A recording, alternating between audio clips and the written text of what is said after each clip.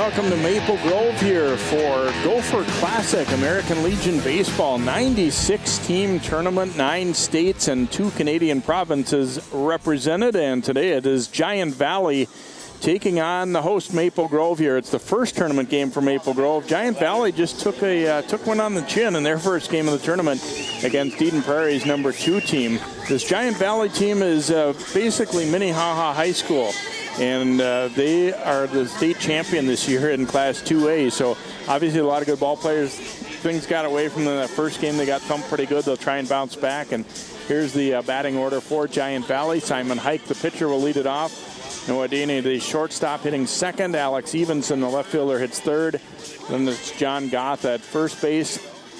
Bennett Tyson at third. Roddy McDonald in right. Michael DiNardo at second base, Levi Johnson, the catcher, and Joseph Linton in center field, hitting in the number 9 slot for Giantvalley as they come in at 5-2 overall this summer. They got a late start, of course, with playing in the state high school tournament. Maple Grove was in the Class 4A tournament this year. They lost in the consolation championship. Here's the defense for Maple Grove. Zach Friedman at third base. Hayden Thompson is the shortstop. Jensen Erickson at second base and Bubba Horton at first. Jerry Gooley, Josh Tyler, and Zach Bradbury in the outfield.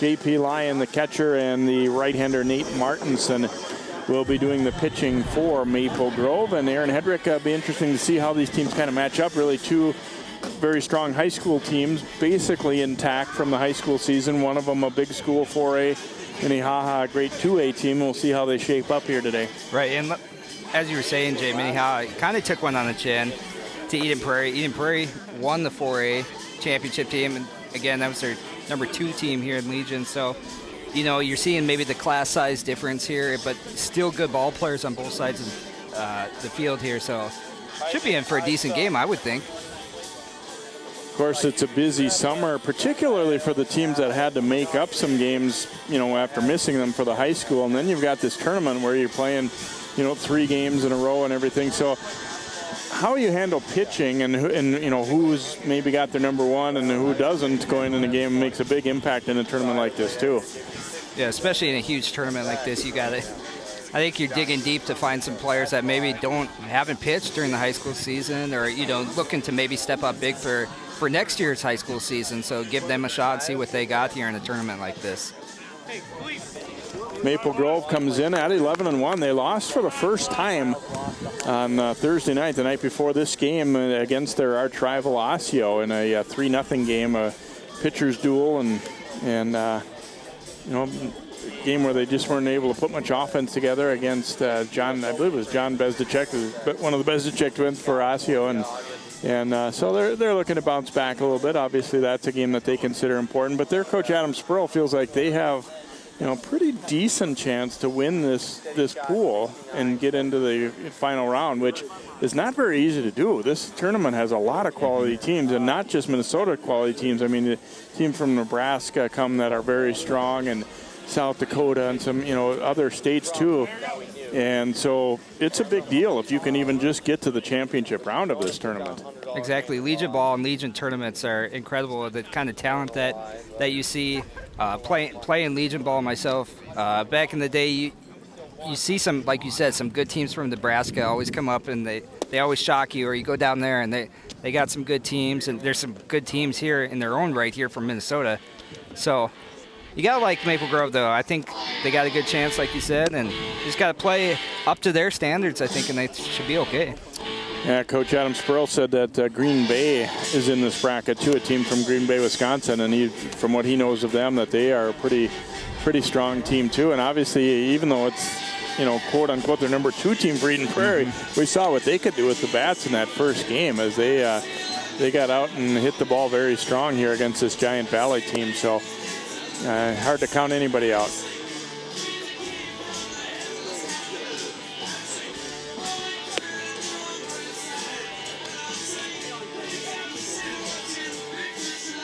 There's Tom Conzi, head coach. He's got, as you can see, the jacket says Minnehaha Baseball. So they are Giantvalley, which is actually the last name of the person who their post was named after. Mm-hmm. I've learned all of that this week. I would have assumed it was some kind of geographical name, right, but it actually was named after a war veteran. So They are Giantvalley, and again, mostly Minnehaha, or pretty much all Minnehaha Academy players, and have had a very good tradition of success these last couple of years. So looks like we are about ready to go as Simon Hike will get set to step in here for Giantvalley to lead things off.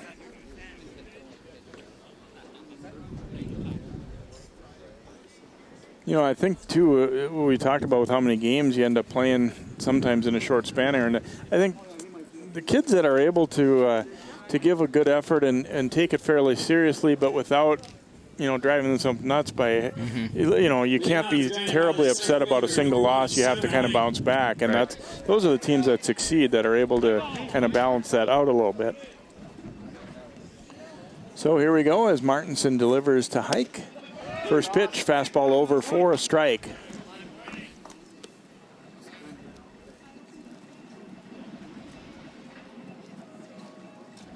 Both of these teams have been regulars in the Gopher Classic over the years. And that one over for strike 2. And good start here. Getting ahead of the batter here, 0-2.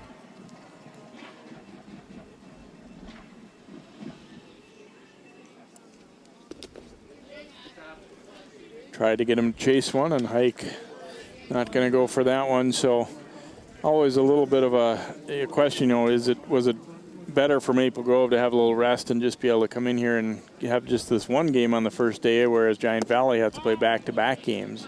Not terribly hot out here, though. That's the one thing that a lot of times when this tournament is conducted, you have some real hot and humid days, and it takes a lot out of you, but not the case, at least on day one of the 2017 edition. Cut and a miss. And Hike goes down on strikes. A good pitch there. Kind of jammed him inside. Looked maybe like a little off speed there, maybe a changeup. Got him guessing. So Noah Daney will step in here. He is the shortstop for Giantvalley. He was 2 for 3 with a couple runs and an RBI in the state championship in Class 2A as the Minnehaha Red Hawks beat Piers for the championship.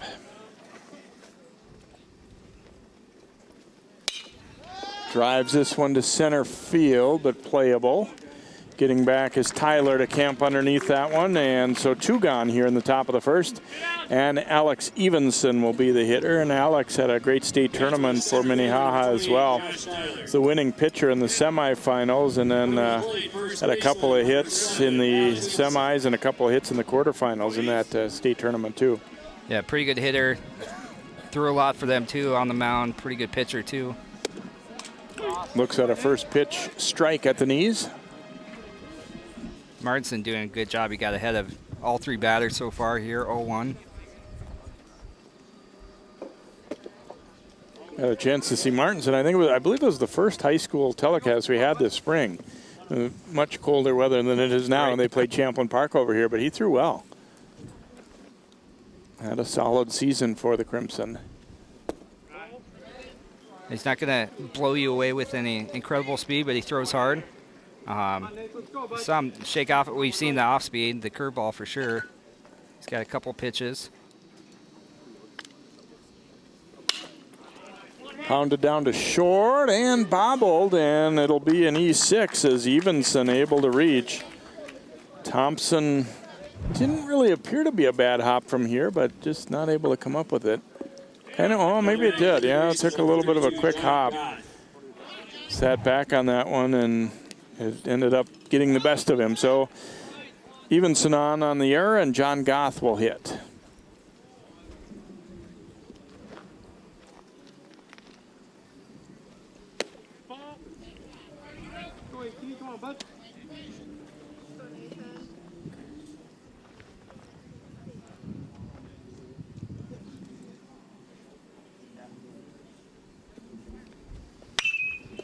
Lifts this one to center field. Tyler, it's hit fairly deep, but he has it measured and will make the catch. And so they pitch around the error. No runs, no hits, 1 error, and 1 left aboard for Giantvalley in the top half of the first. So scoreless game as Maple Grove gets set to come up for the first time as they try and get their sticks going. And here is the lineup. Josh Tyler, who we just saw making that catch, leads it off. Then it'll be Jensen Erickson, the second baseman. Charlie Bubba Horton at first base. Then Luke Hansen, the DH. Jerry Gooley, the left fielder. Zach Bradbury in right. Hayden Thompson, the shortstop. J.P. Lyon, the catcher. And Zach Friedman, the third baseman, hits in the number 9 slot for Maple Grove. And the defensive alignment for Giantvalley. They kind of informally go by the Tribe. Bennett Tyson at third base. Noah Daney at shortstop. DiNardo at second base. Goff at first. Evenson, Linton, and McDonald in the outfield. Levi Johnson catches, and Simon Hike will be doing the pitching for Giantvalley. Their pitchers kind of got roughed up a bit in that first game, and I'm sure they'd like to, kind of see things settle down a little bit, but facing a pretty good lineup here as well. Yeah, it's going to be tough for them. Especially in a tournament like this, you want to try to save as many guys as you can. So, looking for eat up a couple innings here from the starter, and he didn't throw it all. He didn't pitch it all this year for Minnehaha during the high school season. So, it'll be interesting to see what he has out here on the mound. Got a little bit of a unusual motion, kind of a slingshot look, which can be a good thing in a way because it makes it a little bit harder to pick up, but at the same time, sometimes, when you don't have that classic smooth motion, it can lead to control trouble, it seems like, too.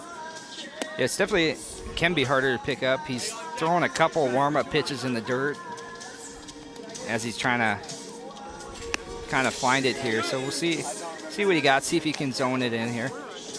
Obviously for Maple Grove, too, even though Giantvalley did get to play the game right before this, it's, more of a comfort zone when you're playing on the field that you're used to playing at all the time in the summer and also in the spring. So they've been a host site for a long time here. Got a pretty good setup here at Maple Grove and, ample parking and all of that kind of thing that leads you to get to be a host. Nice layout here, and got the lights for it, and just a good setting here for baseball. Yeah, the lights have been turned on now. Obviously not really necessary quite yet, but it won't be too terribly long where they'll be having some effect. You can see the sun is popping back out now as Tyler steps in. And that one is in the dirt, so 1-1.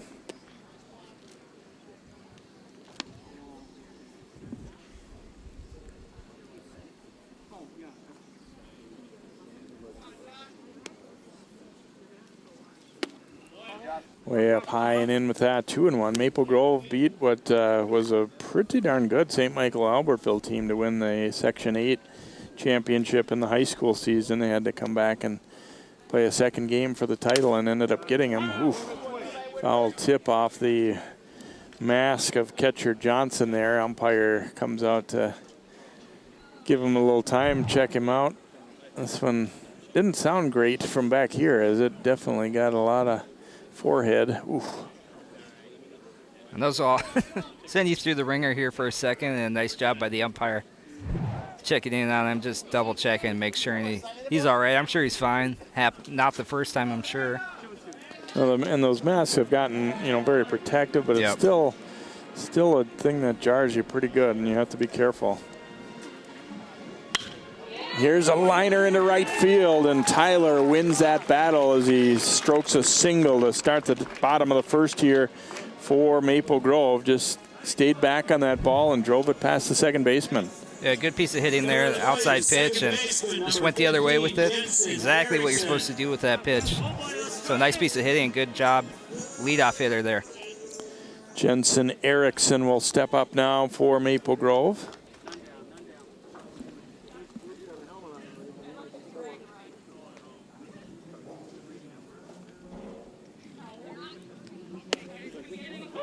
Takes a first pitch strike here.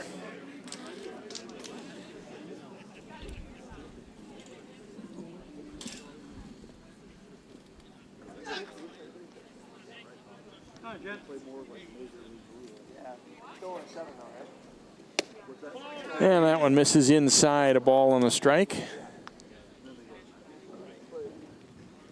And so far, just seems a little erratic here. It doesn't, it probably hasn't thrown a whole lot in his high school career, so just trying to figure it out. Ooh, Oh, a liner back off of Hike. He recovers and gets the out. Base runner will move up. Hard to tell if that one hit mostly glove or if it hit his body as well. I think it was in the glove for a second. Oh, boy, he fought that one off. And a good recovery, didn't panic and makes the flip to first base. So two things good there. Hike gets the out, but also it's just more important that he's okay. Right. That ball really a hard shot. He's smiling now, but no matter what age you are, you got to have that brief moment of panic when that thing comes right at you like that. It's scary to watch, too, as a former pitcher. Bubba Horton takes a first pitch, a slow curveball over for a strike. So Tyler moves into scoring position. Erickson retired, 1 out. Horton will try and bring him around and drives that ball foul past third. And look out. First it was the pitcher, now the third base coach, Adam Spurl there. Almost was wearing that one.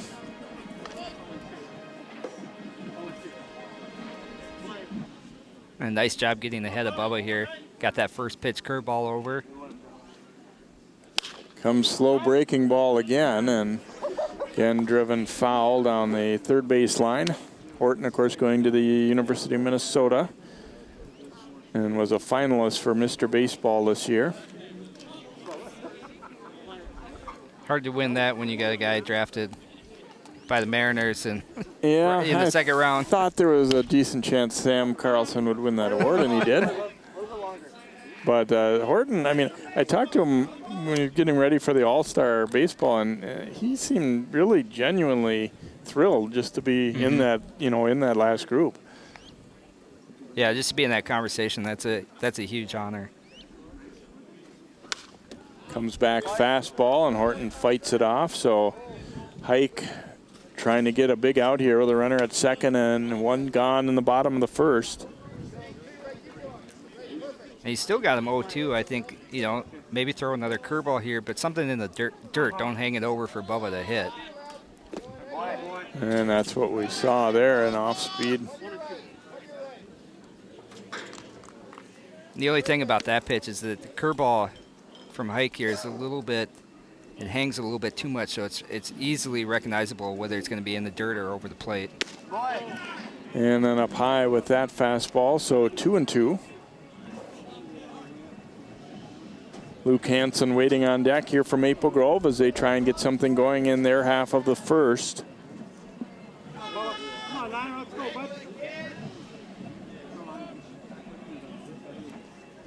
It's like Hike and Johnson not necessarily on the same page there, and like you said, it doesn't look like he pitched a lot in the high school season, so probably kind of feeling things out a little bit in that with the battery here tonight too. Full count now to Horton.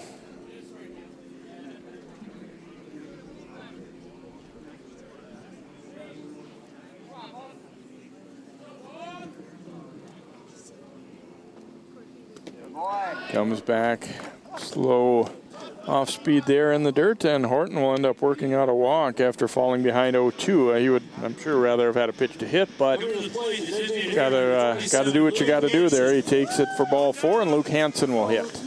Yeah, he looked a little disappointed there. I think he was looking for a hanging breaking ball to try to put over the fence there. Wanted him to challenge him, and probably a smart thing they didn't. This one's popped up here by Hansen, and it's going to be the pitcher Hike that will grab that one. And so 2 gone now. And Jerry Gooley will bat here for Maple Grove. On the left fielder, number 10, Jerry Gooley. Hansen kind of bailed. Hike out there with that. Got runners on base. Got to be patient, try to get a pitch to drive there. First pitch over for a strike. First impressions early in the game is that it might be a pitcher's strike zone a little bit here, I think. It's, a long day of games here. It's the last one, and if it's close, you better be swinging. And it late start. And smoked up the middle. That'll be a base hit. Tyler is being waved around. And the throw is cut off, and Maple Grove on the board as Gooley comes through with an RBI single here with 2 outs in the bottom of the first. A solid line drive, and with 2 outs, obviously Tyler could be running. There was no hesitation to send him here, and scores easily. Yeah, nice piece of hitting there, going right back up the middle with the pitch. Nice job knocking in a run there. So Bradbury will be the hitter for Maple Grove. Grounding one to the right side. Race to the bag and is just out at first. Boy, that was an interesting one as they didn't get over to cover. And Bradbury almost beats this one out. And looking up, where's my pitcher? Ooh, I don't know. Really we close. heard some groans on the Maple Grove side. But 1 run on 2 hits for Maple Grove in the first. They lead it 1-0 here on CCX Sports. What makes your community feel like home? Is it knowing what's happening in your neighborhood? Or when people know your name? Connections make us a community. For more than 30 years, Northwest Community Television has connected citizens, neighbors, even sports fans through video. As life gets busier than ever, we will still offer you a connected community experience through CCX Media, so you can stay connected to the place you call home.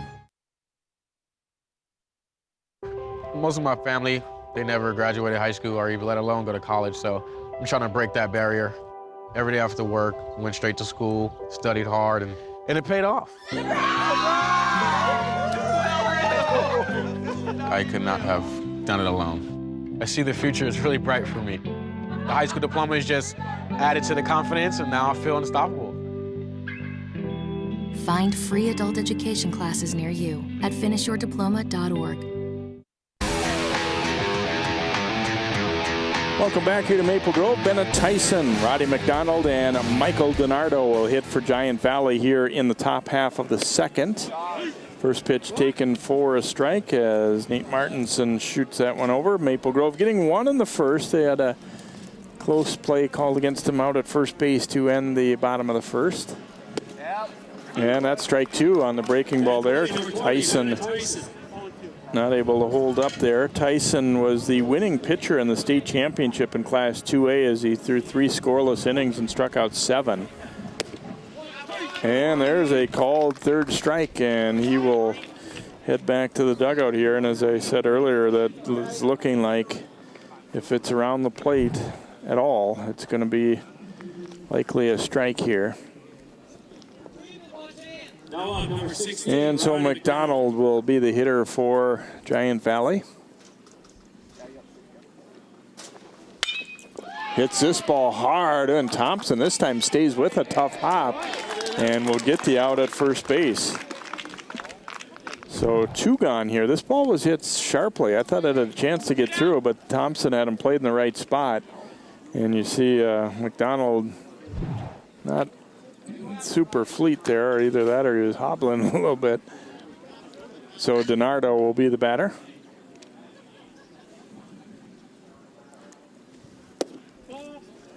Looks at ball 1 here. That was a nice play by Thompson, too. I mean, it looked like it was going to be a harder play than that first ball that he got. They bobbled a little bit, but nice job staying down on the hard hit ball. So 2-0 count.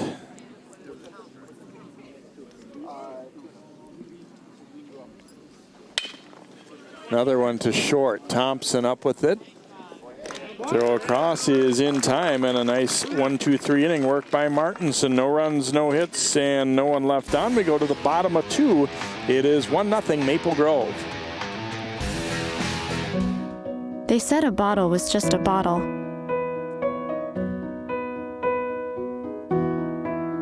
That no one would ever notice me.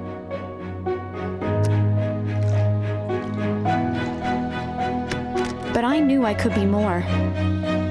That one day, I would make people smile.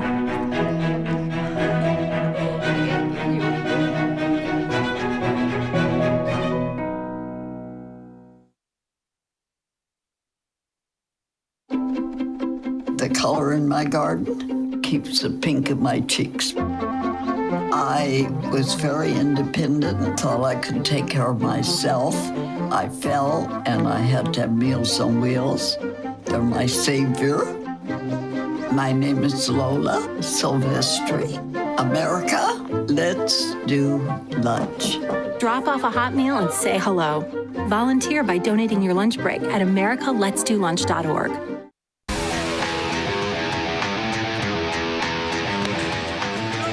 Welcome back here to Maple Grove, one of the many sites for the Gopher Classic American Legion Baseball Tournament. The first game of the tournament for Maple Grove and game 2 here for Giantvalley. They lost to Eden Prairie in the game right before this one, so they're playing twice in a row here on this first night of the tournament on Friday. It'll be Hayden Thompson, J.P. Lyon, and Zach Friedman to hit for Maple Grove in the second. Number 24, Hayden Thompson.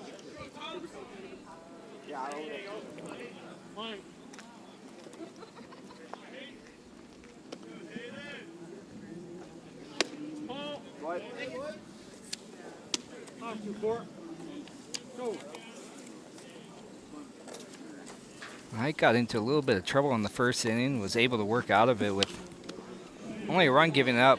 Looked like Maple Grove potentially could blow that open.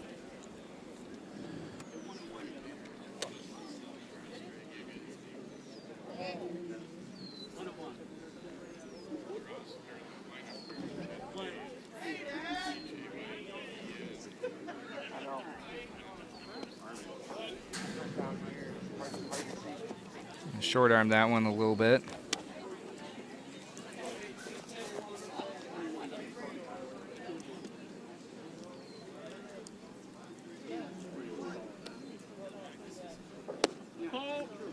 That one floats in a little bit high.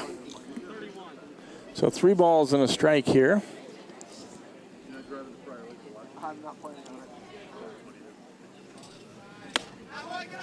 And there's ball 4 as Thompson will draw a leadoff walk. You could tell these guys don't want to walk either. They want to they want to get up there and hit, which is a good sign. Going to play the catcher, number 14, J.P. Lyon. So J.P. Lyon will hit now for Maple Grove.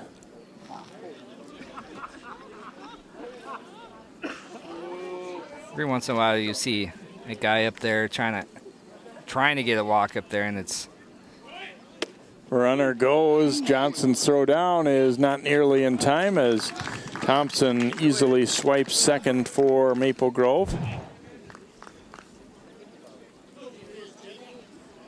That looked pretty easy for him, plenty of time. Now, the throw was a little high, but he really mostly stole that one on the pitcher, no doubt. He had a good jump. Popped up. Looks like it'll get out of play and does over near the hitting cages there down the first base side. Thompson even got a pretty good secondary too from second on that pitch too, so he might take out for third. Might not be overly aggressive here, but depending on how Hike's doing up there and the motion and how long he takes to deliver home.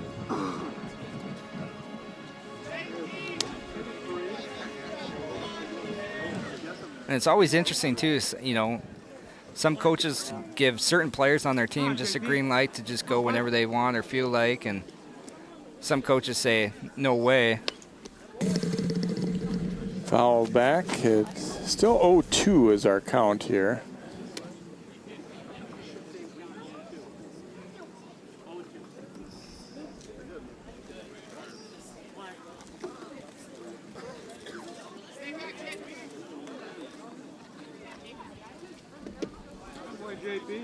Johnson blocking that one. That's a good block there too. You got to have confidence in your catcher to make that kind of block if you're going to throw a curveball in the dirt like that with a runner on second.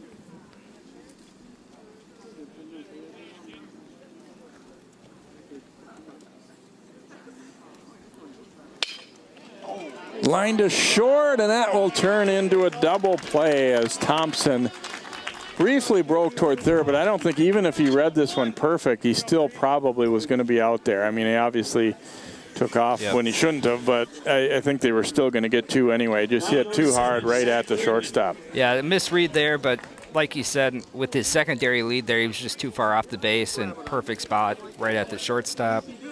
So Friedman will be the hitter, and Hike, sometimes those are things that can get you going a little bit as a pitcher. I mean, the ball was hit hard, but it turns into a double play, and then the next batter grounds out, and all of a sudden you're out of the inning. So no runs, no hits, and no one left for Maple Grove in the second. We go to inning number 3 here at the Gopher Classic. It's 1-0 Maple Grove.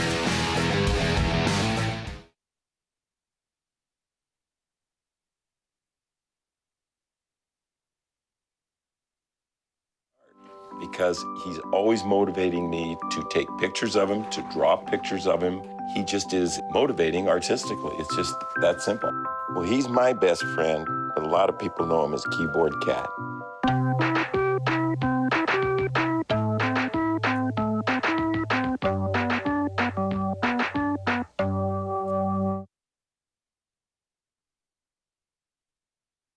I see you mobbing over her. Let's go. Let's mob. Let's crawl. Let's crawl. Let's crawl. Hey, yo, we mobbing. Come on, girl. Let's crawl. Hey, yo, let's crawl. Hey, yo, let's crawl. Hey, let's crawl. Hey, yo, let's crawl.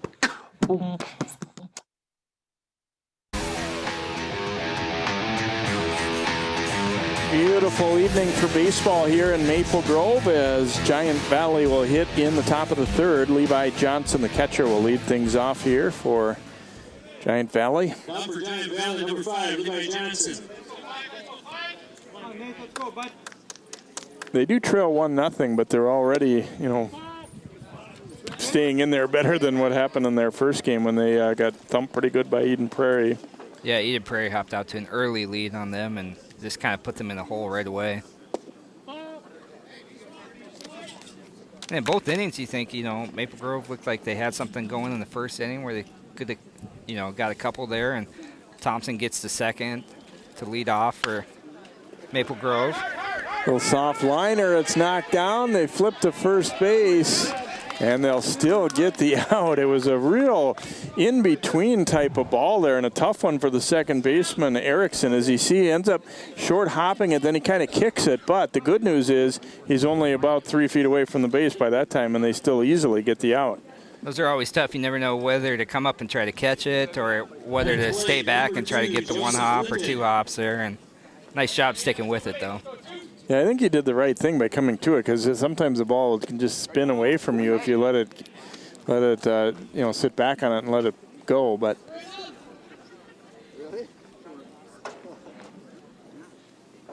that's the time you really enjoy being the second baseman, because if that's the shortstop or the third baseman and it bounces off your glove like that, you're pretty much done. You don't have a play anymore. And if you wait back and try to wait for it to get to you, then, he just beats out the throw too. So either way. Fastball missed away, so 3-0 count. Linton trying to get on to start the third, to get on with 1 out in the third for Giantvalley. This one is over for a strike. And you're facing a 9-batter here too. You don't want to give the bottom of the lineup 7, 8, 9, any of those guys free passes. Hit to right and hit fairly well, but they had it played well as Bradbury sees that one into the glove. So 2 outs, and Simon Hike, the pitcher, the top of the order now coming up here for the Tribe.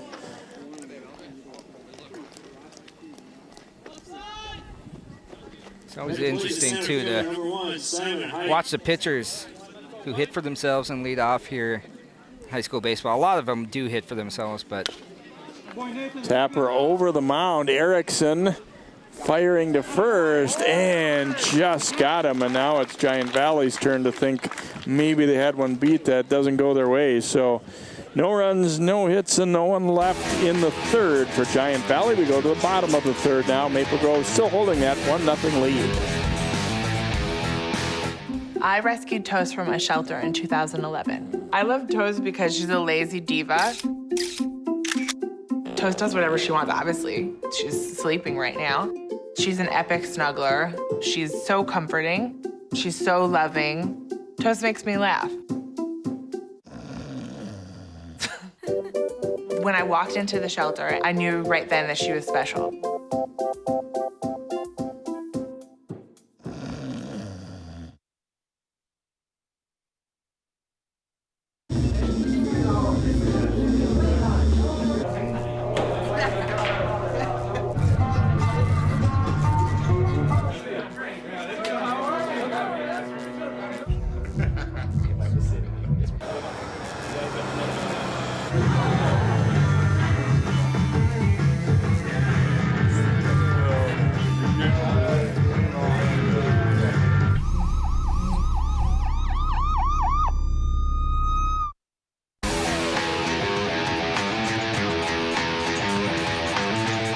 Welcome back here to Maple Grove along with Aaron Hedrick. I'm Jay Wilcox. Gopher Classic, American Legion Baseball opening night game here. Maple Grove leading Giantvalley post 234, 1-0. We go to the bottom of the third.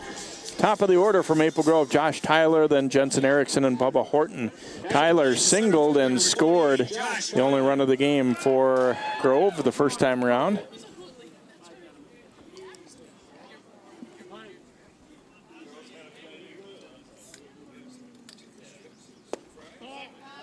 And takes ball one low. He did a nice job there in the first inning. He got that outside pitch that kind of tailed on him a little bit, and he went the other way to right field and did what a good leadoff hitter is supposed to do.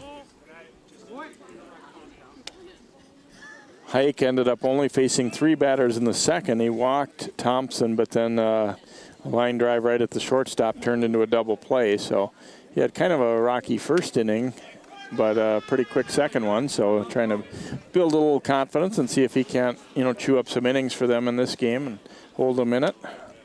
Like we said, he didn't throw any varsity innings this year, and he looks a little inexperienced, but he's doing a nice job limiting the damage when he gets guys on base.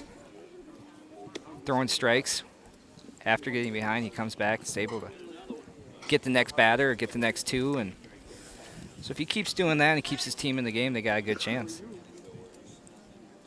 And I think maybe to a degree he's been sort of effectively wild too, where you can't just dial in and figure that you're going to get a pitch right where you expect it all the time and get comfortable swings. There's a walk issue though to Tyler. That's the third walk he's given up. And so Erickson will hit with a runner aboard here. Erickson hit that rocket line drive right back at Hike in the first inning. Hike just really protecting himself, was able to knock it down and get the out. One of those plays that, right off the bat, I was scared that we were going to see him down on the ground. Runner is going, and the throw down is not in time. Pitch was taken for a ball. Erickson ahead in the count as Tyler swipes second, and looks like they have a feeling they can run on this Giantvalley battery right now. Johnson's throw was kind of a looper there. It didn't get there very quick. That was a high and tight pitch too. He had no room to even get a good throw off. So tough play for him.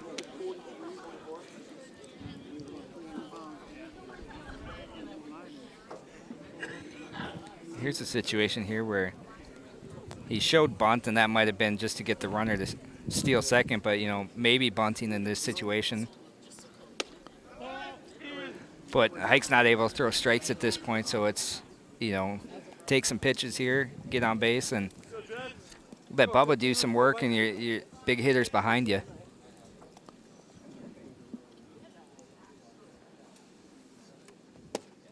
.30 pitch is a strike, so 3-1 to Jensen Erickson.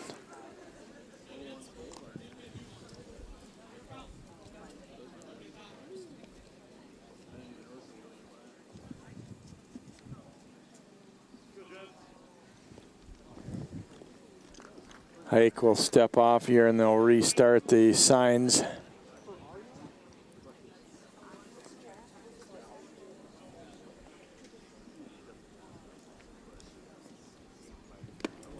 And way high and in with that slow off-speed pitch. Almost hit him. It's ball 4. So Erickson is aboard. And Bubba Horton will be the batter now for Maple Grove. Hike's kind of teetering on the edge here now. He's walked the first 2 hitters this inning.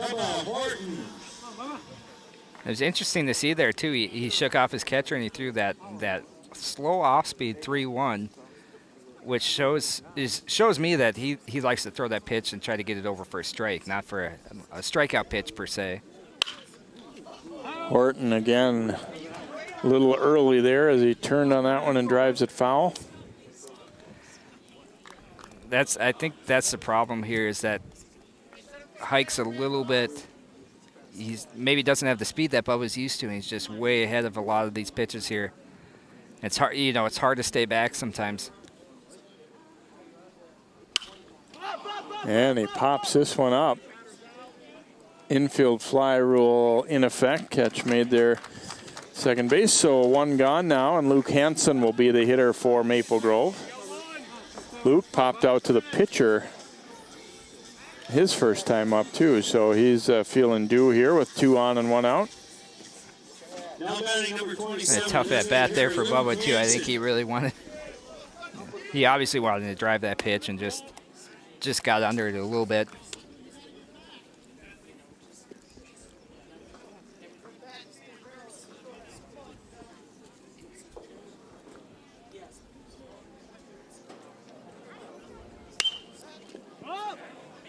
Hansen driving it out to left, but it's going to hang up, and the catch made. So second out recorded as Evenson gets to that one. Left field could be a little bit of a sun issue right now. I kind of wondered at first off the bat if he was going to have any trouble with that one, but it looked like he didn't. And so Jerry Gooley will hit. Gooley knocked in the only run of the game with a solid liner up the middle, his first time up, and Maple Grove would love to see the similar type play here. Drives it foul past third. Runners were going.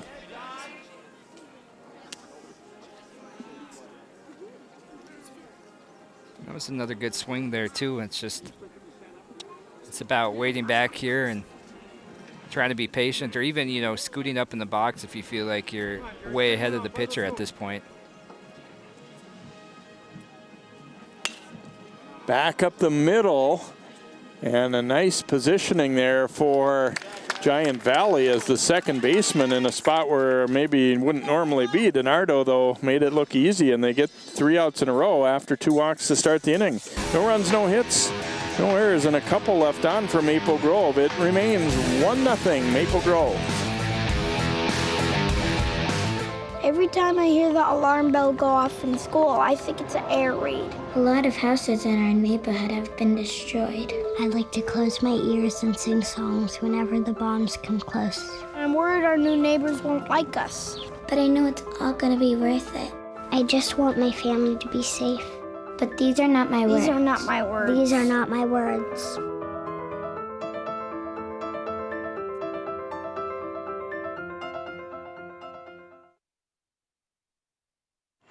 Did you know kids who play outdoors have healthier lungs? Totally. Did you know that boys that play with dolls make better husbands? My son has lots of dolls. But did you know terracloth diapers breathe better? I did. It's totally true. Oh, yeah. Did you guys know statistically friendly kids have more friends? Yeah. That's obvious. Did you know most people think they're using the right car seat for their kid, but they're not? Parents who really know it all know for sure that their child is in the right seat. Visit safercar.gov/the right seat to make sure your child is protected.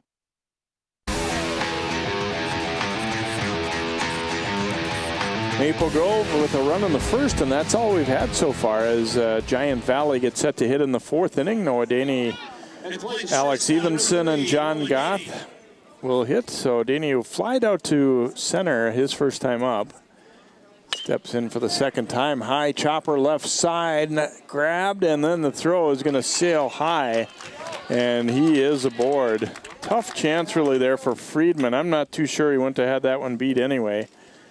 And I think we'll call that an infield hit. Now the first baseman, number 7. Takes this high bounce, and he's able to flag it down. You see the throw's not close, but I think he's already there anyway. And since the runner didn't advance another base, I score it as just a hit and no error. Evenson, the batter here for Giantvalley. And he hits this one to the right side. Erickson will get there and get the out. The runner does move up. And John Goth will bat now for Giantvalley. So Evenson was hoping to get that ball through. He doesn't do that, but he does move the runner up. And the fourth slot for Giantvalley, third baseman, number 32, John Goth.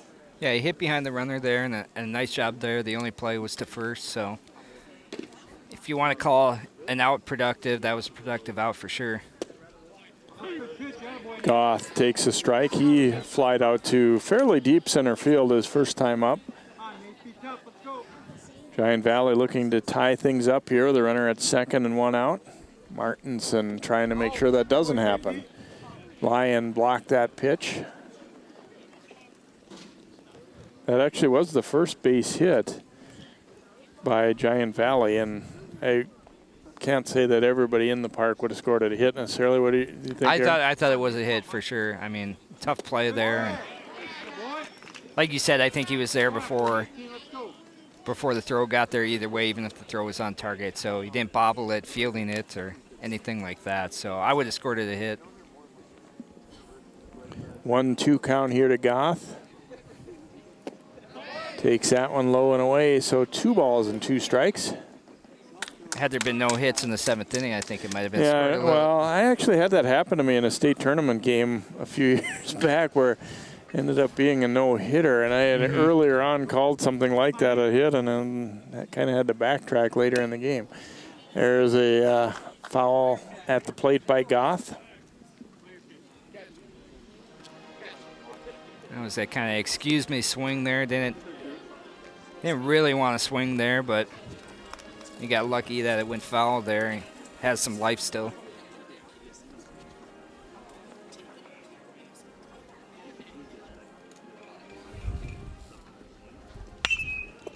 Pounds it to the left side. That'll be through for a hit. Runner sent to the plate, and he will score. We are evened up at 1 as Goth drives in Noah Daney with the first run of the game for Giantvalley. Thompson had a long way to go to get to that one. He just put it in a perfect spot between third and short. Number 20, Almost got to that ball, which it wouldn't have gotten an out, but it would have kept the runner from scoring, but couldn't quite reach it. And you see good speed and a good jump there by Noah as well. I was kind of surprised at how quickly he was rounding third there. There was no chance. Pop up here and foul ground, and Horton will make the catch. So Bennett Tyson quickly retired for the second out, and Roddy McDonald will be the hitter now for Giantvalley. That you can't really get mad at Thompson there, but maybe a sprawl out dive there. You stop the ball and keep it in the infield. The run doesn't score there, or maybe it does. He's running third hard, but diving play there may have kept the run at third base. The runner at third. So yeah, I think he still thought he had a chance to get it, and that's why he kept the feet pumping instead of he thought I might just be able to get to this ball. McDonald bounced to short his first time up and falls behind quickly here, 0-2. Martinson way up high and away with that one.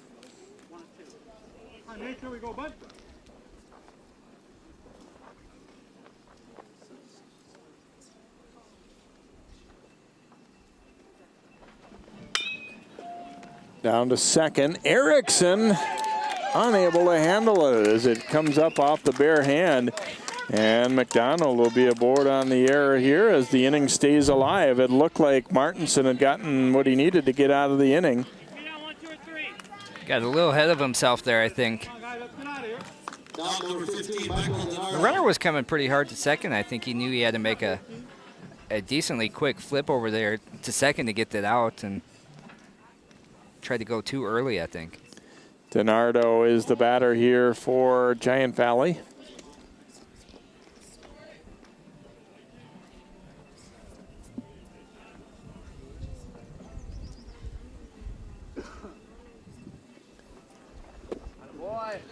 Cut and a miss on a nice breaking pitch there.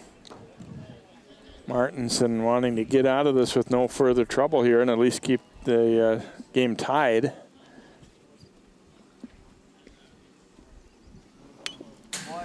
And fouled back.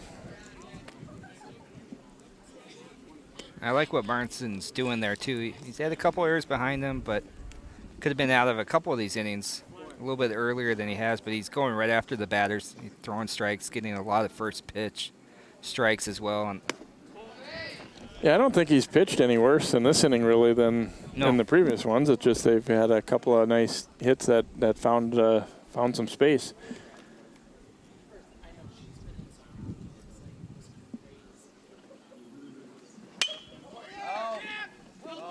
Popped up, and it's going to get out of play.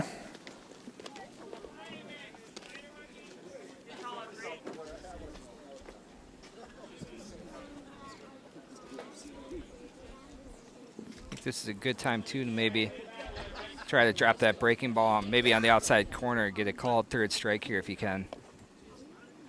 Come on, Nathan. Come on, buddy. Go. 2-2 pitch, and a swing and a miss.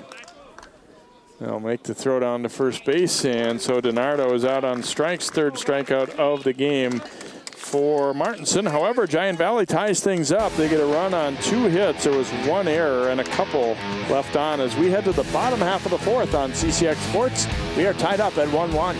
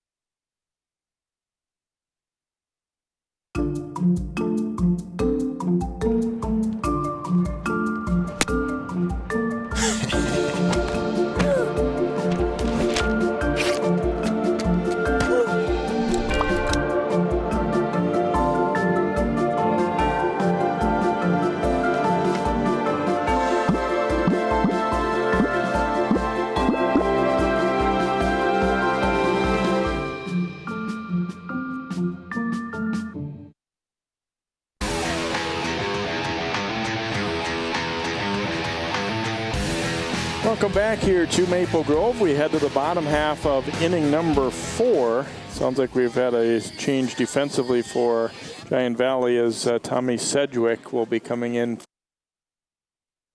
second base to replace DiNardo. So Zach Bradbury will be the hitter here for Maple Grove. Grounded out to first base, his first time up. So after Maple Grove had grabbed an early lead, Giantvalley comes back to tie it up. Hike has been kind of working his way through these innings a little bit here and cut in a miss as we were talking off air, Aaron. I'm pretty sure the Maple Grove hitters are thinking, gosh, we should be scoring on this guy, but so far just the one. Cut in a miss there.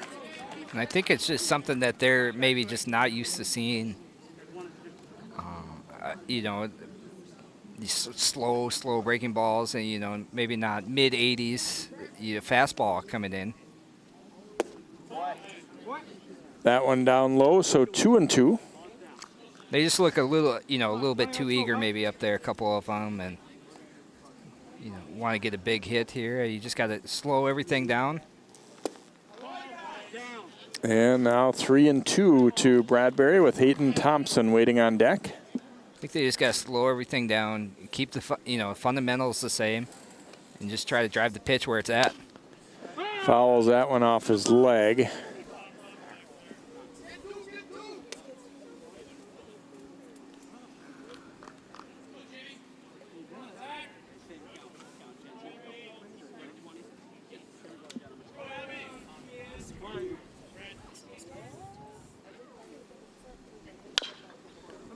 And foul to third. You gotta have that. Spurl trying to make a clean pick there. He knocked it down. I think he was still going to get the out if he needed, but.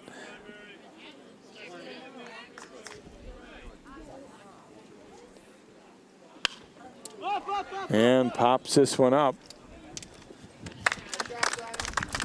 Caught there by Shortstop Noah Daney. And so Bradbury is out. That breaking ball works again for him. It's not coming in very fast. It's easy to see, but it hangs so much that the batters get a little too eager and they kind of drop their hands and they loop up their swing here and swing under it and just pop it off the handle a little bit. There's a strike.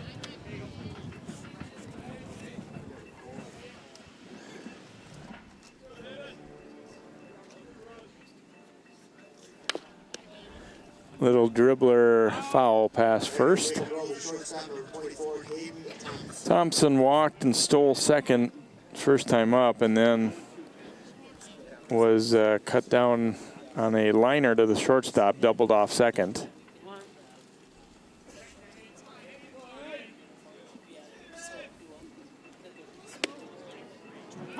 Ooh, curveball over for a called third strike. Thompson wasn't so sure, but two outs. Sure, the umpire was too sure either. Yeah, it was a little bit of a slow call there.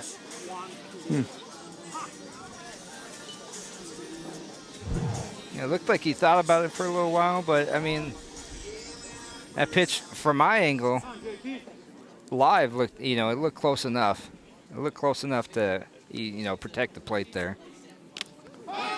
And this one is off the forearm or wrist there of Lyon, so he will be aboard.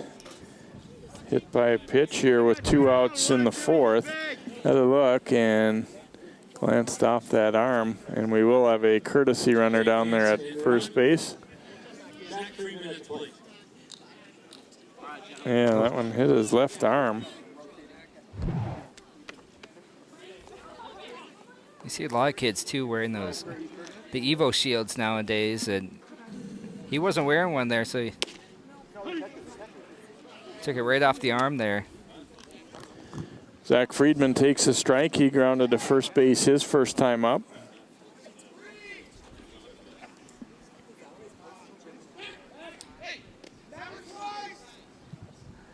I think it's interesting too to see the dynamic of the kids that do wear the Evo shields, and not so many kids are backing out of the way of pitches, and they're anything close, they almost lean into it, or they're not moving anymore because nobody's worried about taking one off the elbow. Jake Hansen is the courtesy runner down there at first.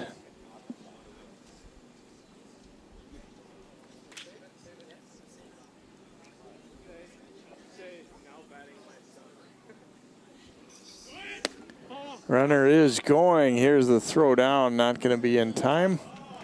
As Hansen swipes second, ball not held onto anyway, but he was easily in. So they are 3 for 3 stealing bases here. There's a little bit of a kind of a loopy play and by the catcher there. It seemed like it took a little bit too long for him to get the ball out of the glove. 2-2 now to Friedman, and again, Friedman, learning that better be hacking if it's close. Fouls that one off of his leg. A situation like this too, that should be your mentality anyways, is you got 2 strikes, you need to protect the plate, you got a runner on second, so anything close you should be trying to drive the other way behind the runner regardless. Tapper to third, and a throw on the run. Nice play by Tyson as he gets Friedman on a not all that easy chance. Maple Grove in the fourth, no runs, no hits, or no errors, and 1 left on. We have completed 4, and it's a tight game, 1-1 here. Giantvalley and Maple Grove on CCX.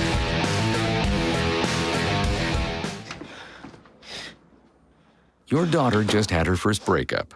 Do you A, put yourself in her shoes? B, console her? Don't worry, sweetie. This is gonna happen a lot. Or C, find her a new boyfriend? Nice, single boys. That was weird. As a parent, there are no perfect answers. But you don't have to be perfect to be a perfect parent. Thousands of teens in foster care will love you just the same.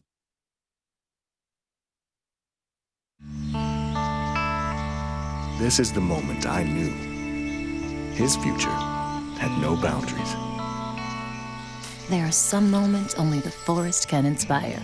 Find yours at discovertheforest.org.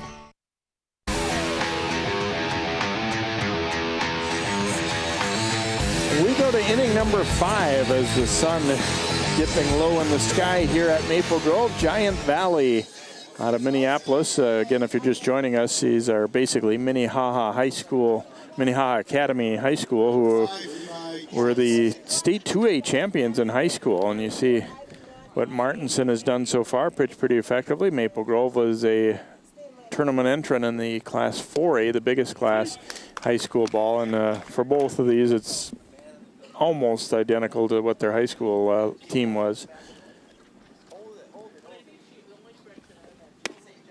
Breaking ball over for a strike here. Johnson bounced to second, his first time up. And you saw those numbers for Martinson, doing a good job throwing a lot of strikes. He's really going after the batters. He's had, some quick innings. And a wicked breaking ball there, a swing and a miss. Lyon wasn't able to get the tag on him initially, so he'll throw to first. And they get the out to start the 5th. I like, too, the way Martinson, you can't really tell, if the previous batter got a base hit or he struck him out. He's still the same guy either way, and I've always admired that when pitchers are like that. I think it just kind of gives your team a good, calm feeling out there in the field, too. Yeah, pretty even keel. There was a couple errors where they could have been out of the inning, pretty quick, and, he didn't let that affect him. He shook it off, and he's doing a nice job out there. I think he's got first pitch strike on about 11 out of 18 of these guys, so doing a good job up there, not wasting a lot of pitches. Linton hit the ball decent the first time up, but ended up being a fly out to the right fielder, so 0 for 1. Yeah, you think that sometimes you occasionally see a pitcher who acts disgusted when somebody makes an error. Well, the shortstop or the third baseman, they don't throw their glove down when you give up a base hit, so you shouldn't do it the other way around either. Yep. And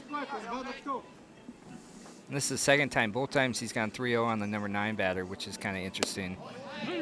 Yeah, he came back and got him last time, but you're right. It's not what he would have in mind. And you give Linton a little credit for that, too, for being a little selective up there.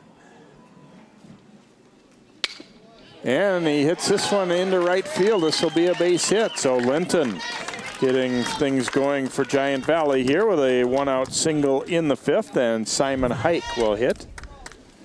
And it reached out and got this one. It was up and away a little bit. Might have been out of the strike zone possibly, but he saw one that he thought he could drive to the right side, and he did. Yeah, nice job by Linton. Again, like you said, being selective. In his first at-bat, flied out to right. This time was able to get a good bat on it, a line drive single. Strike taken here by Hike, who is 0 for 2. Haven't really seen running opportunities to speak of for Giantvalley. This, might be a spot where you think about trying to steal him in the scoring position. It's a little tapper. This is going to be a tough play. And no play. They throw down to second, though, and they're going to get Linton. Well, that one turned into a great decision there by Zach Friedman. He didn't feel he had a chance to get the out at first, so he fakes the throw there and then throws behind the lead runner, and they get the out. Big defensive play here by Friedman. And a mistake really by Linton. I'm sure he thought that throw had gone through, and he's rounding second, and they get the tag applied. Yeah, nice play there, nice kind of hard fake throw there, and nice job being aware to turn and look at the runner at second base. So Noah Daney will be the batter here for Giantvalley. Now 2 outs and a runner at first. It's kind of like when Thompson got doubled off earlier. You're wanting to be aggressive as a runner. You want, and it's in a lot of ways it's hard to fault somebody for that. Yeah, I guess ultimately it was a base running mistake by Linton, but a runner going, and this ball's driven into right center field for a hit. They're going to send them to the plate. There'll be a play. Here's Horton's throw, and it is easily in time if held on to, and it is. Just a little bit of hesitation on the on the runner initially here, and I was a little surprised they sent him, but they try to make sure, okay, let's make them make a play. Let's make them hit the cutoff, and they do, and Horton, this actually turned into a pretty easy out at the plate for Maple Grove. So Giantvalley's threat goes by the wayside. We stay tied up at 1-1 here at Maple Grove.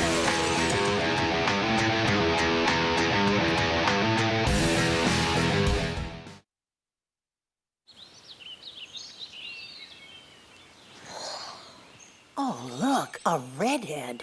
Staring contest.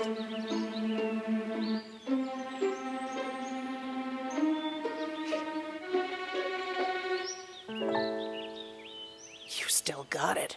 I know. Come alive with the forest. The dad was cute.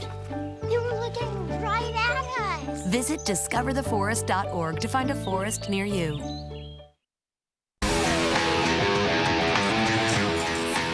And we head to the bottom of the 5th inning here as Maple Grove getting out of that last inning with just really, you wouldn't call it an exceptional defensive play, just good execution of a relay and a throw to the plate that ended up making it look pretty easy. Right, fundamentally sound baseball, and Giantvalley was trying to make them do just that, just be perfect with everything they did, make good throws, and they did it, and able to get the runner there, and tough break there for Giantvalley. Yeah, they got a solid hit, and could have still had a threat going. That's all. It's always one of those things that when it doesn't work out, you think maybe we should have held them, but they gave it a shot. It didn't go their way, so we stay tied, and it'll be the top of the order for Grove here in the 5th as Josh Tyler leads it off, and he's been a tough out so far. He singled up the middle and then walked, so 1 for 1.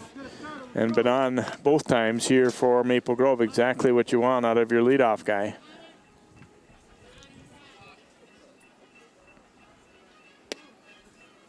And that one's over for a strike. And I like that pitch from Hike for a first pitch strike to start out the batter with. Not something you're going to throw every single pitch, but as a batter, you're probably not going to be swinging at that first pitch. That's not the pitch you want to drive. You're looking for a fastball kind of in your wheel zone, so nice smart play there. I think Hike has gained some confidence as the game has gone on. They got a run off him in the first inning. This one popped up, and it is going to be the pitcher Hike who will make that catch. So 1 gone here in the 5th. And it's interesting to see those pop-ups in high school. In the pros, the pitcher never goes for that. In high school, it seems like the pitcher always wants to get that ball and go after that. As an infielder, forward infielder, a pitcher, I get out of the way of those. I hate those.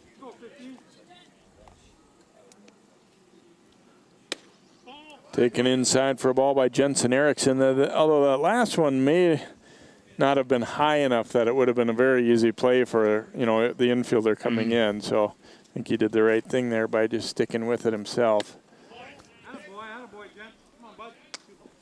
Erickson last time around walked after that wicked line shot right back at the pitcher that turned into an out.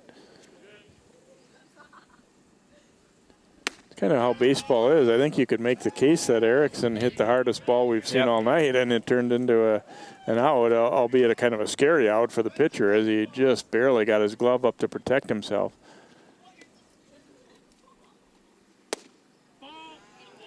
And that one is down low. Erickson draws a walk here with 1 out for Maple Grove. So Hike has had a little bit of control trouble. He's now walked 5 batters and hit 1, but still there's only a 1 on the board.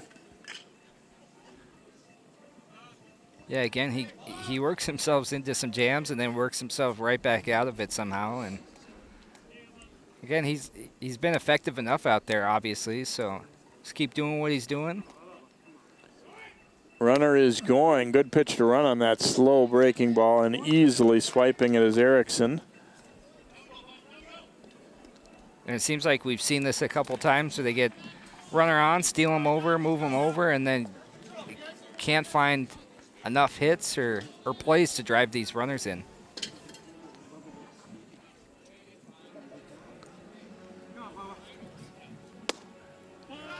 Fastball missing up high.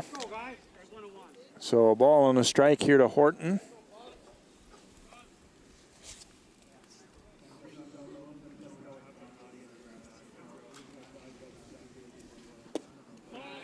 And low and away there, 2-1.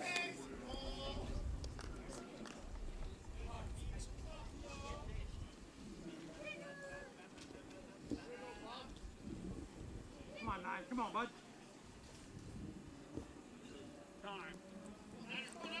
Hike was taking quite a bit of time in the stretch there, so Horton stepping out.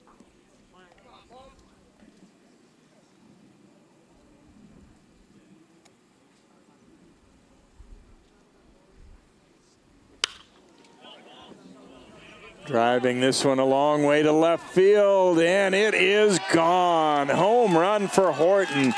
He's been able to keep people off balance a little bit with that slow pitch, and this time Horton able to wait back on it, and he drives it out to left. 2-run home run, and it is 3-1 Maple Grove. It's kind of the break Maple Grove been looking for and needing, and nice piece of hitting there. Yeah, Bubba. Yeah, the first two at-bats, it seemed like that's kind of what he was looking for and trying to do, and he just kept getting ahead of it, you know, just a little bit too eager. And this time, I think he finally figured it out, obviously. It was able to wait back and drive that pitch. Luke Hansen steps up, and he hits a rope into left field for a base hit. So 3 straight have reached now for Maple Grove. A walk, then a homer, and then a solid line drive single. And we're going to have a conference on the mound here, and perhaps Hike may be lifted here as Gooley gets set to step up. I was going to say it was probably a good time for at least just a meeting, whether or not you're going to make the pitching change here or not. Just try to calm them down, get the guys back in check here. It's still, 3-1. That's not insurmountable by any means. So just try to get him to calm down and get back in here. Yeah, he's pitched a good game, and nothing has changed a lot other than, getting that ball out, up and over the plate that Horton was able to hit out here. So he's kind of danced in and out of trouble all game long, but they're going to stick with him here as Gooley takes a ball up high. He had a solid line drive single to score the first run of the game for Maple Grove, and then grounded a second.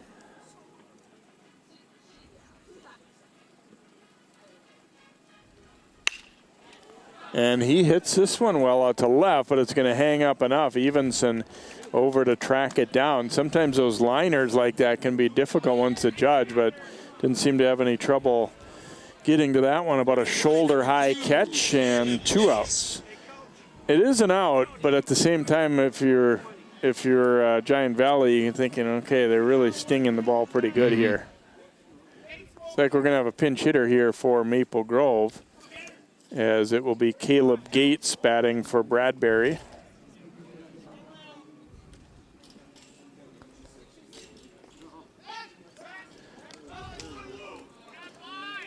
Yeah, Gooley, he hit that ball hard. So, I mean, it always stinks to get an out, but you got to be happy with the swing that you put on it because it's a nice swing, nice hard hit, just kind of right at the guy. There's a strike to Gates.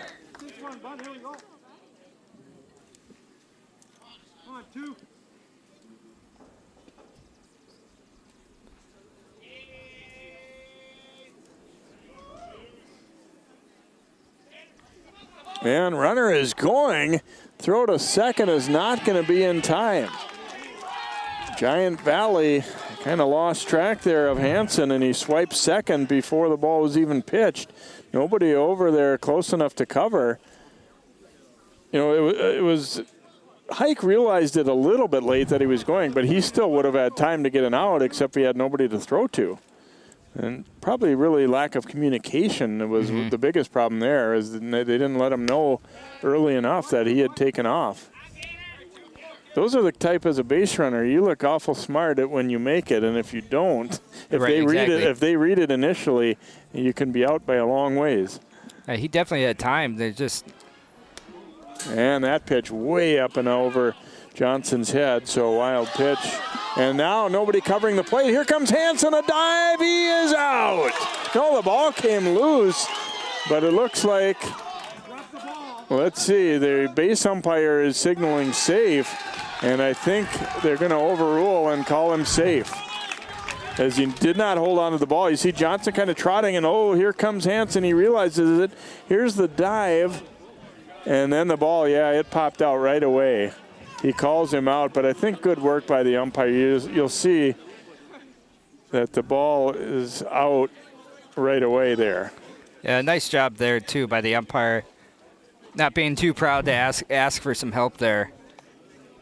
Nice job by the base umpire, able to recognize that ball was free. And yeah. Well, I think Luke Hansen, after this inning, is going to be selling some base running tape. Exactly. Or, tips to his teammates at least. He's going to become kind of a folk hero in the dugout there after stealing second before the ball was even pitched and then scoring from second on a wild pitch. And we were kind of talking about the lack of fundamentals and communication there. And I was just kind of slowly, as that play was developing, just kind of watched the pitcher hike to see what he was doing on that play, because on a pass ball there, runner going to third, you got to at least kind of be inching towards home, and he was standing on the mound looking into the dugout. And, if he's at home plate on that, there's no chance that run even scores. So you got to be aware of the situation and always, know what's going on. And maybe that's just some inexperience for him on the mound and something that he'll learn. He had the previous, earlier in the game too, when a ground ball to the right of the first baseman that he didn't cover on too. So I think you're right. It's maybe not having pitched a whole lot. So Gates walks. Hayden Thompson is the batter. Maple Grove's lead is at 4-1. Giantvalley was almost out of the inning, and this one is going to be knocked into left field for a hit there for Hayden Thompson.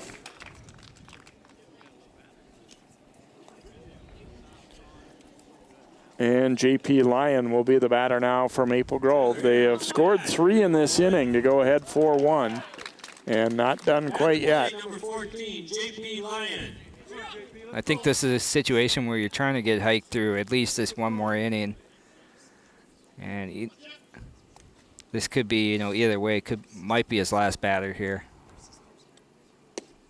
That one is over for a strike.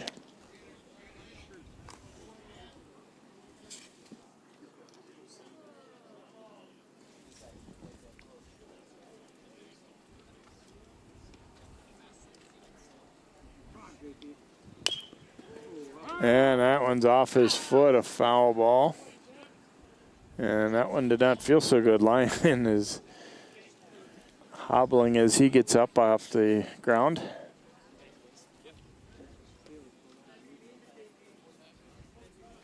I didn't do that a whole lot when I was playing, but those never feel good, that's for sure.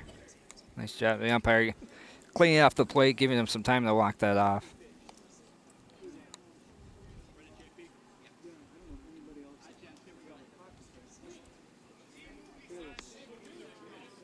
So Hike trying to work out of trouble and, limit the damage at least somewhat. I mean, they've already got 3 on the board, but trying to at least keep it here and keep his team within reasonable striking distance.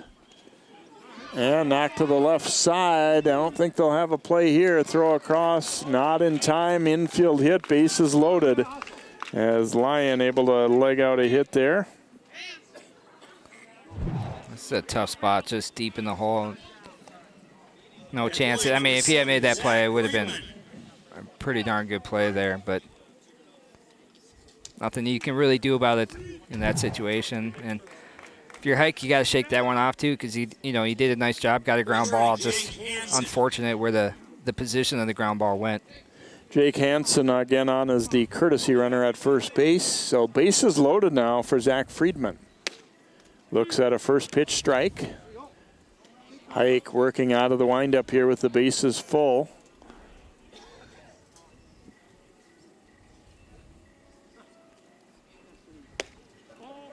Fastball outside, 1-1. And the windup with bases loaded always kind of scares me just a little bit. If you want to get super aggressive at third base as a base runner, you can. And Dribbled foul past third. Twice now. Come on.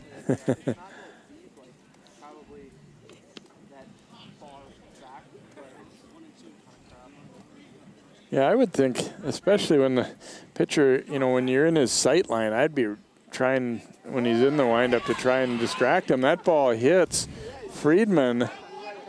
Some grumbling from Giantvalley here, feeling that he might have leaned into that one a little bit, but Friedman will be hit by the pitch and a run scores. Another look here.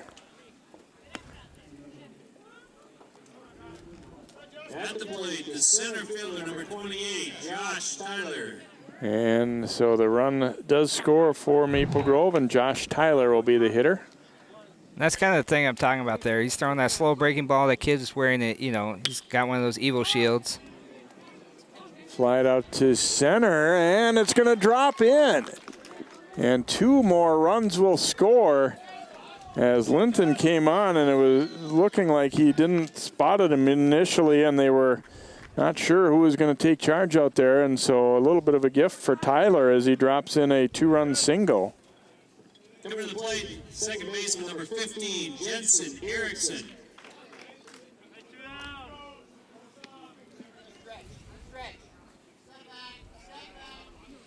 Jensen Erickson will be the hitter.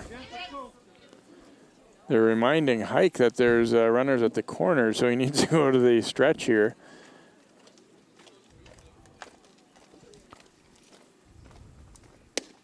There's a strike to Erickson.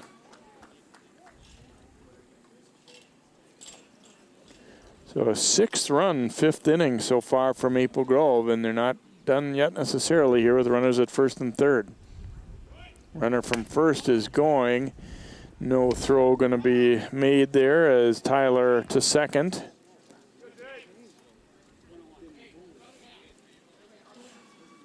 They'll go from the windup now.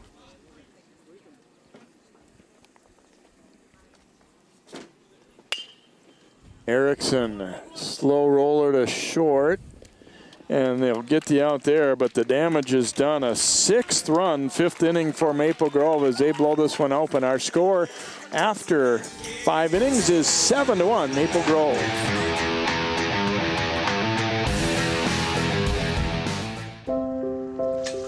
I want to eat apples and bananas. I need to eat apples and bananas. Why can't I eat? 1 in 5 children struggles with hunger in America. Support the Feeding America nationwide network of food banks to help provide meals to those in need. Join us at feedingamerica.org.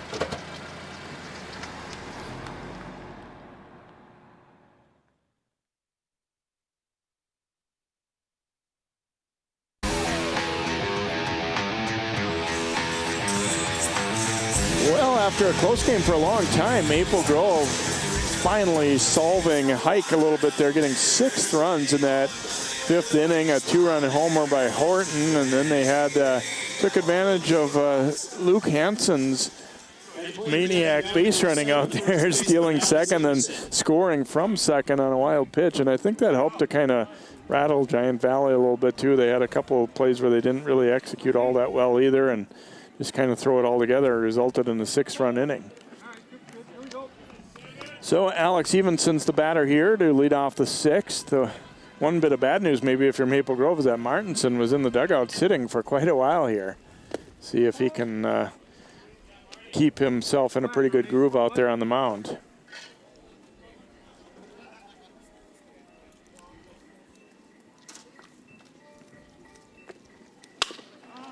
Driving it to first. Horton up with it. He will flip to Martinson, and they get the out. So 1 gone, and John Goth will bat now for Giantvalley.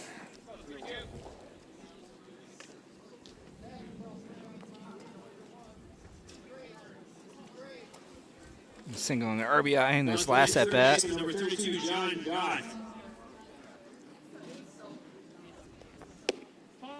Looks at that one outside for a ball.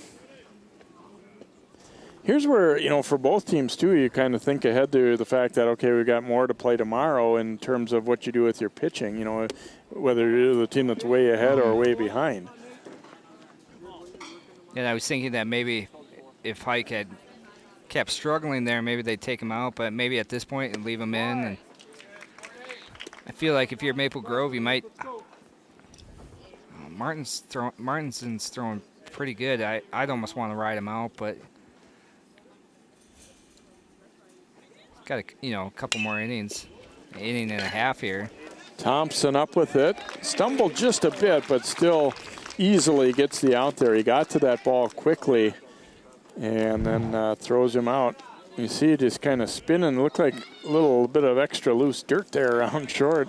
Spun his wheels a little bit, but still easily made the play. And Bennett Tyson will be the hitter now for Giantvalley.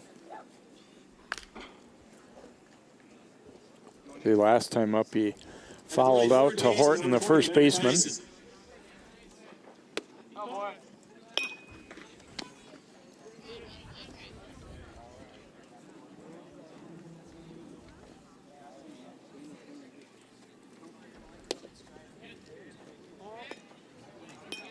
That one popped out of Lyon's glove. I think the pitch was actually pretty close, but generally you don't get a strike call when the catcher doesn't hang on. Yeah, I thought it looked pretty good, and if he had hung on, probably was going to get the call there. That one is over for a strike. 2-1.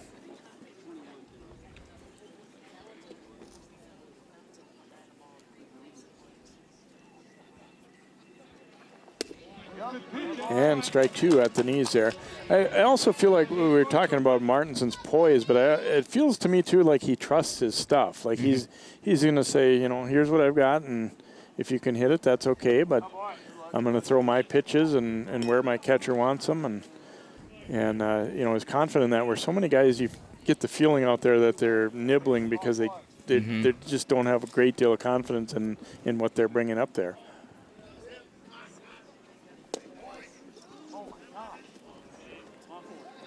And that is ball four. Close one there. It hopped away. Lions having a little trouble squeezing a couple of those there. So a base runner with 2 outs, and Roddy McDonald will hit now for Giantvalley. Yeah, Martinson, he trusts his stuff. It looks like, you know, he's on the same page with Lyon. Not shaking off a lot of pitches here. They know what they want to throw. You know what the strategy is here, and it's helped them to work, you know, some pretty quick innings here.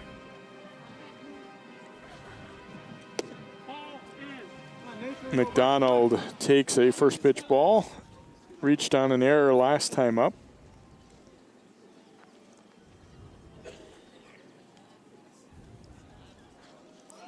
Runner is going, and easily swiping second there is Tyson. Had a great jump there. I mean, sometimes you see he never even really stopped him. You might say, you know, down by this margin why you're running, but he had that one stolen so easily. Martinson really didn't look at him again and never really stopped his lead at all. This time holds the ball a little bit longer as Tyson was dancing a long way off second. Something as a pitcher you have to still keep remembering to do the little things out there, and you don't become too predictable. You still want to look those runners back. You don't necessarily have to make a throw over every time or throw back to second, but give them some couple looks or change up how long you're looking in at the signs and how many times you look back at him and whatnot. Just, do the fundamentals. I think the guys that are best at holding runners on, it isn't so much about the great move to first as it is varying your time and looking over once one time and twice the next time, you know, just kind of keeping them a little bit off balance. Batter here is Tommy Sedgwick. Throw down to second and almost got through.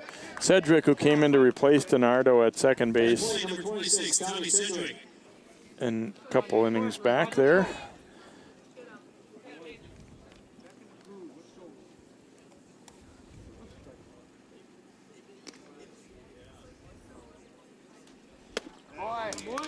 late on that one, and it's 0-2.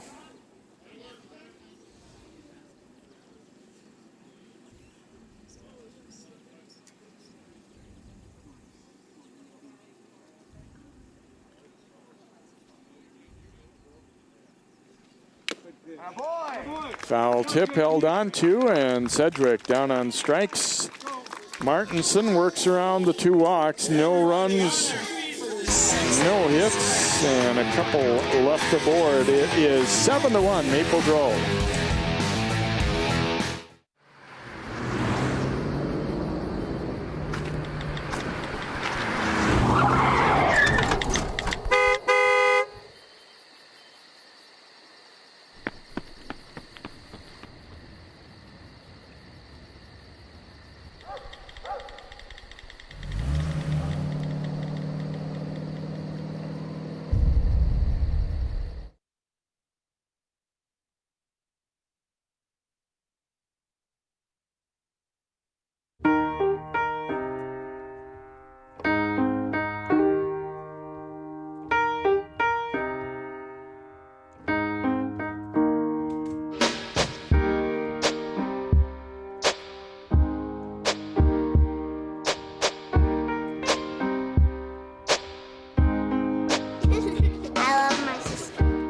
Doesn't see race.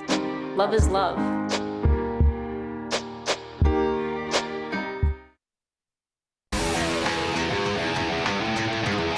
And we head to the bottom half of the 6th inning in this Gopher Classic ball game here. Game 1 for Maple Grove, and they lead Giantvalley 7-1. Bubba Horton stepping up. He drove a 2-run homer over the left field fence last inning in that 6th run at 5th inning as they broke open a close game. And looks like Giantvalley is going to see if they can't, get a complete game out of Hike here and save some pitching for the next rounds here, as he obviously struggled quite a bit that last inning.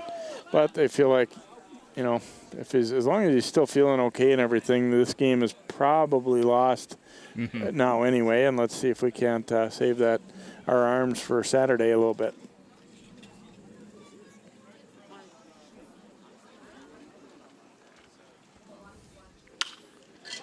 Horton skies it out to short right field. A long run in, and the catch made there by McDonald.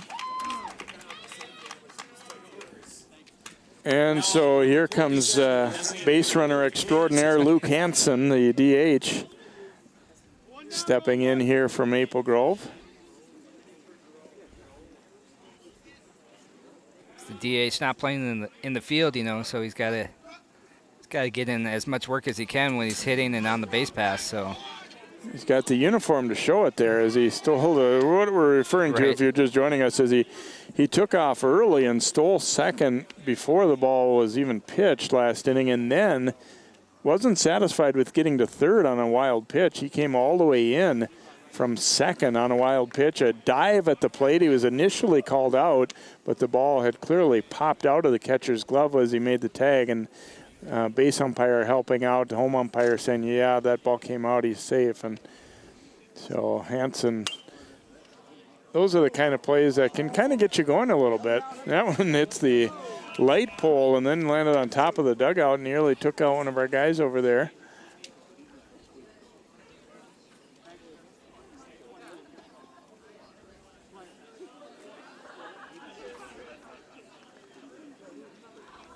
Two-one pitch, and he smokes this one out to center, and getting all turned around is Linton. It's over his head.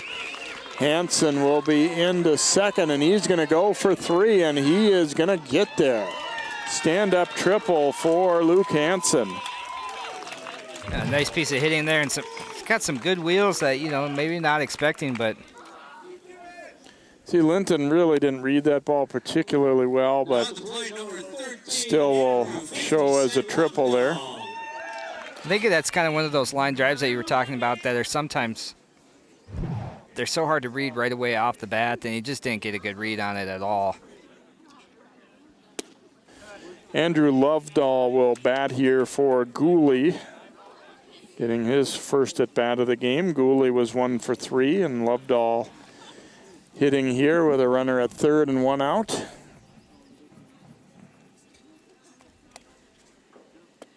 And way out front of that one.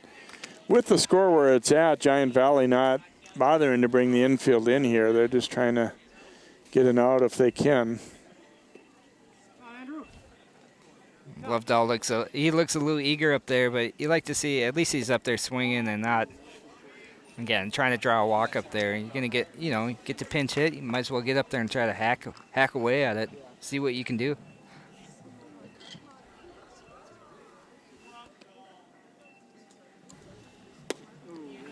Comes back fastball and a called third strike. And we said that, Hike doesn't throw all that hard, but after that slow breaking ball, that fastball kind of looks a little quicker, doesn't it? And sometimes maybe you're looking for that slow breaker again, maybe just froze him there. Wasn't expecting that pitch. And it looks a little low maybe, but. Caleb Gates fouling it away. I thought that initially too, and then looking at that replay, that pitch did look pretty decent. Gates fouling that one off. He walked his only previous time up. He came in to replace Zach Bradbury in the fifth. Rips a liner foul.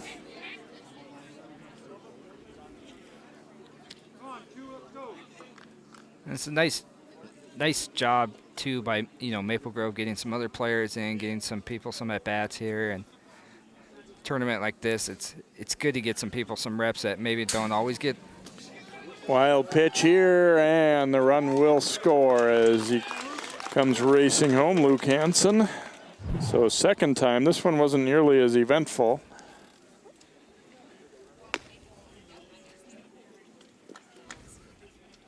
Eight to 1 lead now for Maple Grove.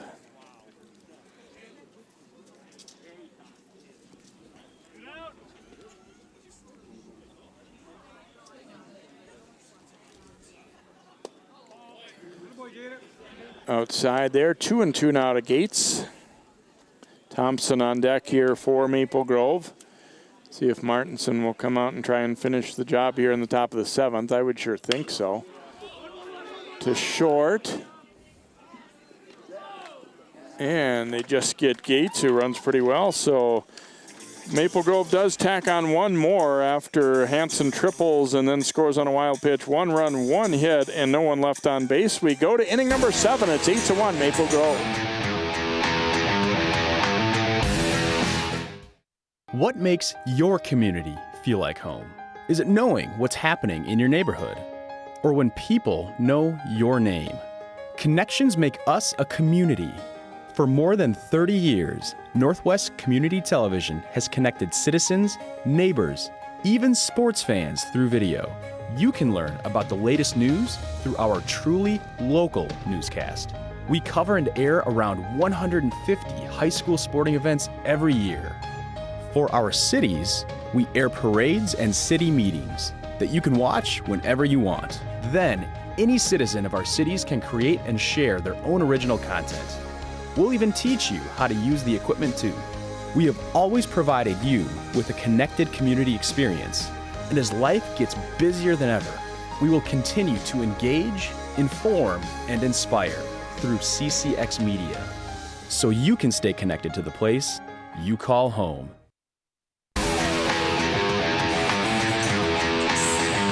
Beautiful moon out here tonight and a great night for baseball. We've had some hot, humid weather the last couple days, but looks like it'll be pretty good for this tournament.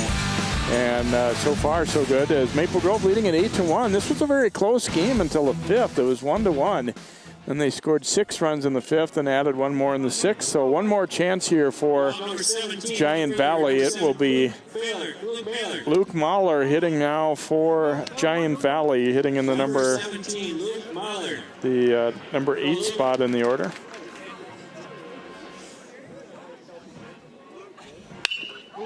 Hits it hard past third and down the left field line.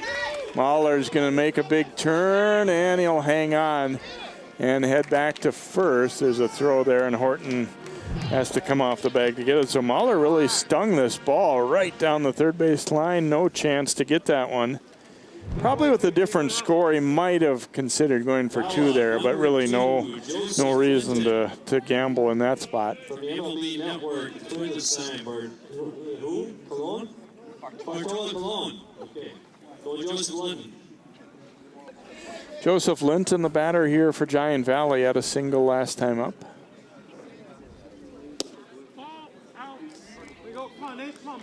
He's doing a nice job working the count. He got 2 3-0 counts, and at least both his swings to right field got 1 hit out of the deal. It's just kind of interesting. Martinson just can't throw him a strike, at least not to start the at bat.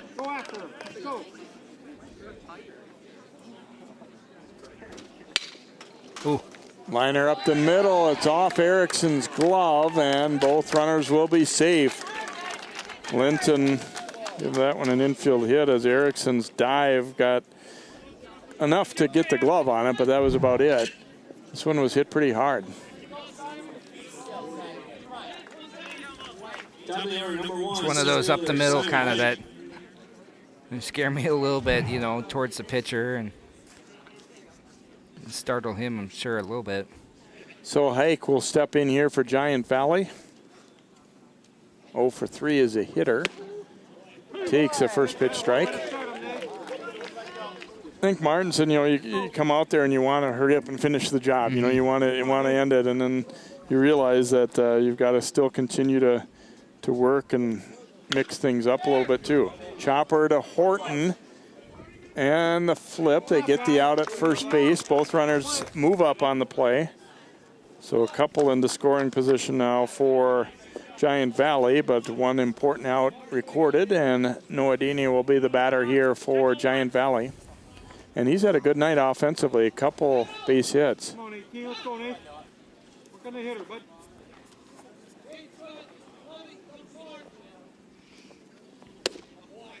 Fastball over for a strike. That's that last play. Nice play by Bubba and Martinson there. And you can tell that, they work on that play a lot in practice. I'm sure all the pitchers do. Driven out to left field, and it's to the base of the fence. It'll score a pair. Beanie checking in at second with a booming 2-run double. Giantvalley folks were looking out and thinking that one might have a chance to go. It stays in the park, but he drives in a pair. They have started to hit the ball very strong. It may be too little too late, but a nice 2-run double there, and Evenson will bat now for Giantvalley. Popping this one up, it'll get out of play.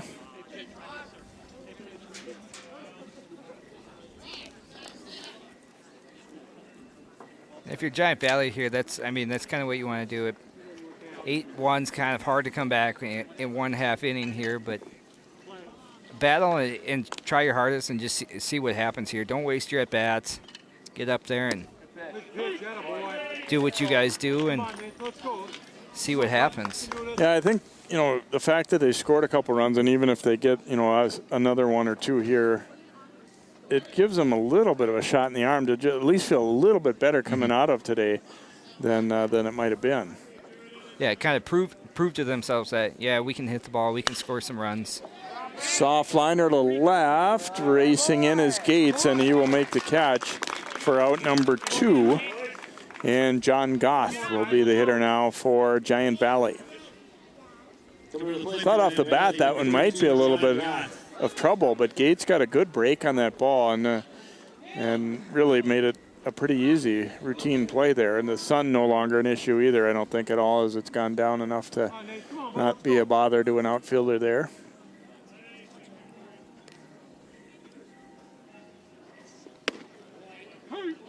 Fastball over for a strike. Goth 1 for 3. Martinson trying to close out a win here to begin the tournament for Maple Grove. And that one will get past, and the runner advances in the wild pitch. So, here we go. Come on, Nate. Faster, Nate. Let's go, bud. No chance for Lyon on that one.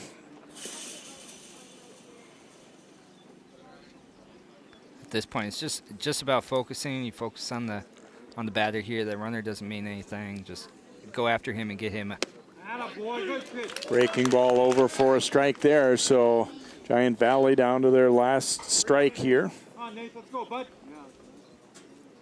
Look for something maybe similar in the dirt. And a breaking ball for a called third strike. Gothcott looking to end the game, and Martinson able to finish it off. He did give up a couple of runs in that 7th inning on 3 base hits, but he will get the last out right there, and it's an 8-3 victory for Maple Grove as they kind of struggled to really hit the ball hard for the early part of the game, but eventually you had the feeling they were going to break through, and they did, and it leads to that 8-3 win. Right, you're kind of just waiting for the bats to wake up there a little bit, because you're like, it looked like they had a good beat on Hike out there, but just couldn't get it going, and then finally were able to break it open. You know, got some good base running that kind of propelled them, and good pitching too. That always helps you out, propels you. So the tournament continuing with pool play on Saturday and Sunday here at the Maple Grove site as well. Hope you've enjoyed today's telecast. It's Maple Grove beating Giantvalley 8-3 for Aaron Hedrick and all of our crew. I'm Jay Wilcox. Good night from Maple Grove.